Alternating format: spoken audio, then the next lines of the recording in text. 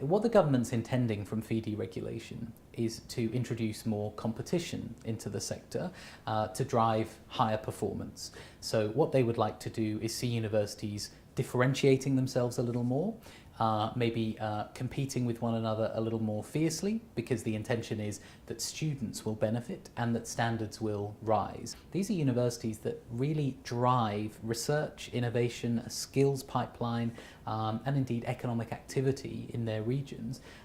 If they're not sustainable, because fee deregulation means they have to charge a little more, maybe a lot more, and their student market isn't prepared to pay that amount, then those universities will find themselves unsustainable fairly quickly. So we may just see a two-tier system where there is a small number of elite universities, but a much larger number of universities that are less elite, that struggle, and even the possibility has been floated that some universities may fail.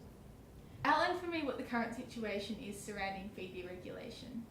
Well, if the government's instincts are right and this drives performance, then we may see more universities moving into the top 100 worldwide. If some of the speculation from some of the opponents of deregulation are right, what we may instead see is a small number of universities becoming very elite universities, able to charge higher fees, and we may see a larger number of non-elite universities, but still very important universities in their own rights, very important to their regions. We may see them struggling a little more. They will not necessarily be able to make a compelling value proposition and encourage students to enroll in those universities.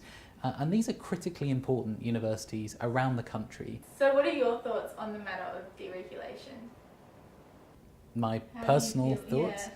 Oh, well, if I can speak personally, my own thoughts are that not all universities start from the same basis. So there will be some universities that are very advantaged by being able to charge whatever they like, because they start with much stronger reputations nationally and internationally than other universities. So for those universities that are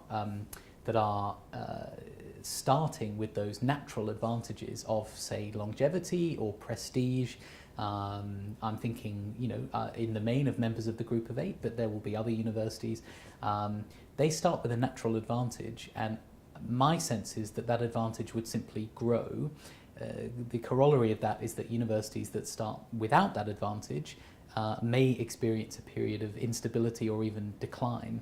And so what you might see is the gap between those two types of universities, the elite and the non-elite, widening, simply because that advantage then gets leveraged over a longer and longer period of time.